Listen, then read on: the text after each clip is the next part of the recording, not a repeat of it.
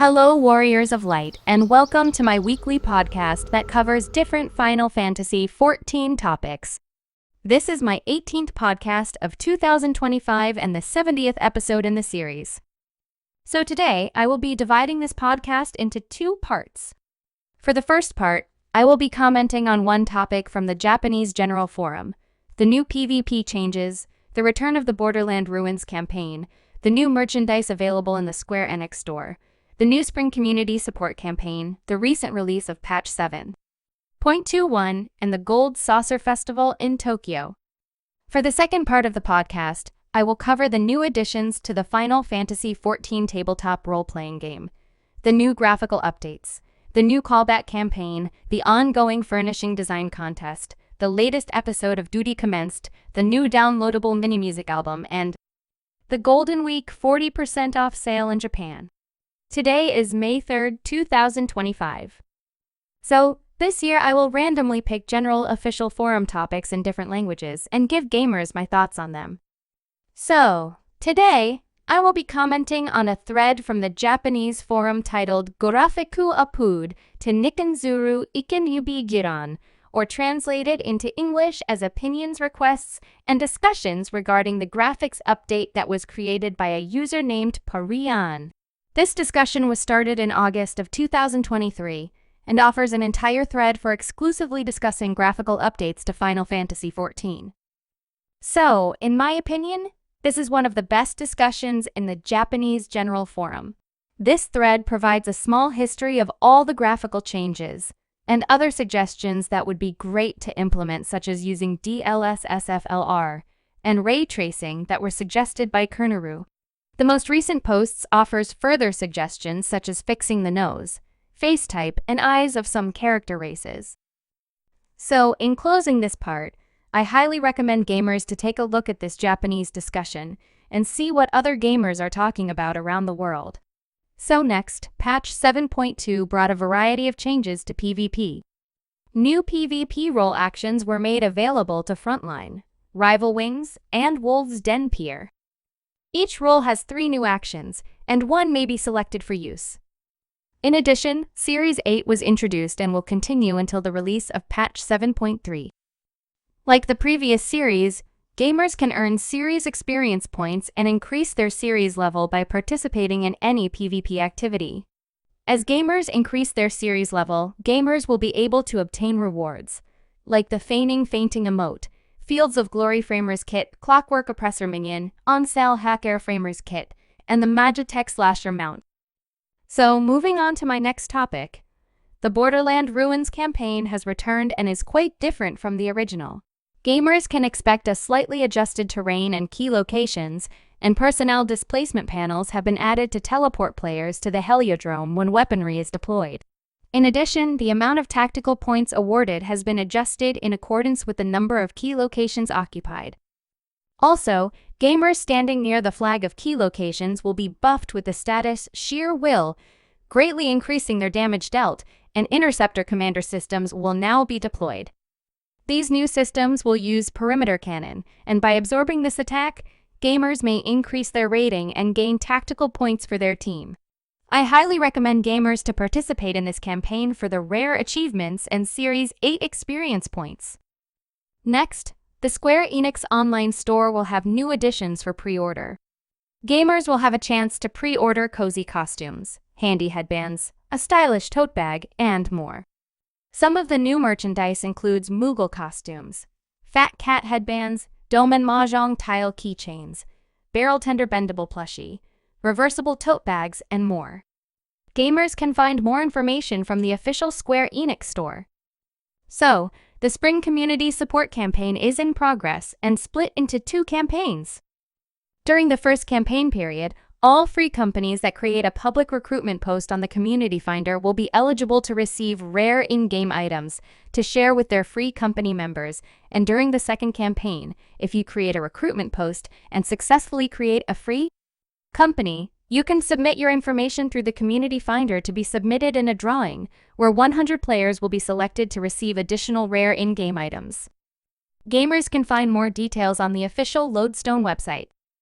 So next, Patch 7.21 was released last Tuesday and included cosmic exploration, cosmic tools, new housing furniture, new dyes, and more.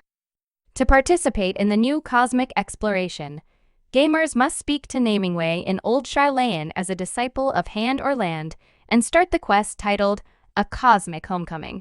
Gamers must have a disciple of Land or Hand at level 10 and completed main scenario quest titled Endwalker to start this side quest. In addition, gamers can also start the Cosmic Tools side quests by speaking to Researching Way and Sinus Ardorum. Gamers can find more information on the official Lodestone website. Next, two Yorzeya cafes in Tokyo are celebrating the Gold Saucer Festival and providing a limited-time menu and a special luncheon mat. Now until May 20th, the Yorzeya cafes in Akihabara and Osaka will host these celebrations. Gamers that live outside of Japan and are interested in these upcoming events can make travel arrangements through Rakuten Travel and book both tickets and hotel rooms. So now, we will take a small break and continue on to part 2 of this podcast in a few moments.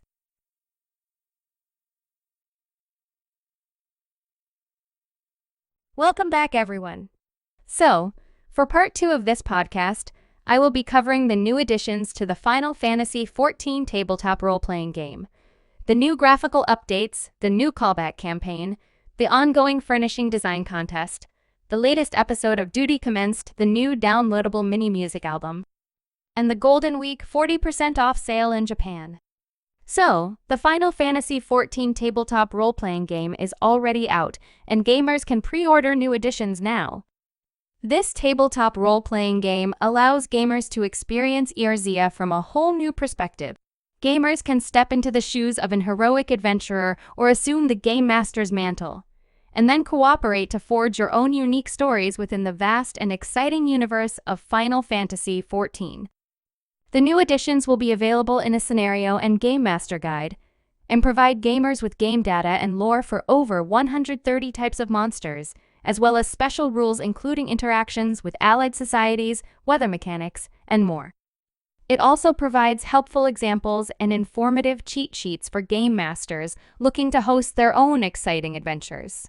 The guide also contains 3 new scenarios set in Heavensward, 11 encounters based on in-game fates, and battle data for creating especially challenging battle situations. In addition, the deluxe version will further include over 430 tokens to represent monsters and non-playable characters, and 8 illustrated battle maps to represent the terrain of different scenarios. I highly recommend gamers that love tabletop role-playing games to add this version to their collections. So, moving on to my next topic. Patch 7.2 also introduced new graphical updates.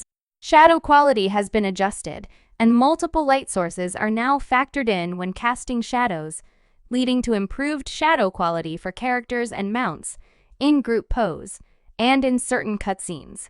In addition, model quality, texture resolution, and material qualities of faces have been greatly enhanced, and texture resolution and material qualities of gear have been refined. Gamers can visit the official Lodestone website to get further details. So next, the Callback Campaign has already started and will end on May 9th. Gamers can invite back friends and free company members who are taking a break. Returning adventurers can qualify for up to 7 days of free playtime, and invitees can possibly receive special rewards if campaign requirements are met. Current gamers can select an offline character from their in-game friend list or free company member list, then select Invite Friend to return from the sub-command menu. Gamers can get further details on requirements and rewards from the official Lodestone website. Next, the furniture design contest has already started and gamers are encouraged to participate. To enter this contest, gamers must possess an active account at the time of submission and log in at the official furniture design contest website. The submission must include the furniture category, the character name, the homeworld name, the link to your character's profile, nickname, title, and description. Also, the submitted furniture image must include front, back, and side views. The image file must be under 5 megabytes and must be in JPEG or portable network graphics format. Interested gamers can find more information on the official Lodestone website. Next, The latest episode of Duty Commenced was broadcasted on April 23rd, and the two hosts, Aya and Sarah, with fellow Warriors of Light, explored the Hatching Tide event for some excellent Arc and Egg parasols and took on some of the AAC cruiserweight matches. In addition, Aya and Sarah, also known as Sisikra and Minerine, showcased the latest entries from talented content creators and artists during the community commendation segment for prizes and giveaways, such as the frog costume hat. The episode is now available to watch on the Lodestone website or on the official Final Fantasy XIV Twitch channel. Next, the new downloadable mini-album titled Final Fantasy XIV, Dawntrail EP5 is now available, and includes music from the Arcadians Cruiserweight tier matches, the Underkeep Dungeon, and the Recollection Battle. The official tracks included with this digital download are Ride the Rhythm, Back to the Drawing Board, Not Afraid, Unleashed, Find the Princess, and Roses of May. Gamers can purchase these songs in the iTunes Store and from Amazon Music. In addition, gamers can also purchase these songs from Mora, Recochoco, Enemelo, and Dwango in Japan. Gamers can find more information on the official Lodestone website. Lastly, the Final Fantasy XIV team is offering a 40% discount on select products in Japan. From now until April 7th, gamers can purchase the complete pack and Golden Legacy version with this discount. The Steam and Xbox versions are not eligible for these discounts. Gamers can find more information on the official Japanese Lodestone website. And that's all I have for my 18th podcast for 2025. If you enjoy my podcasts, you can subscribe to my English podcast channels on YouTube and Rumble, and my Russian channels on Rutube and VKontakte. Also, you can follow me on X, formerly known as Twitter, under Dynamis Ryne. Each week, I try to answer comments and questions found on my channels through my weekly podcasts. Feel free to post on my social media platforms and subscribe. Thank you for watching. See you next time.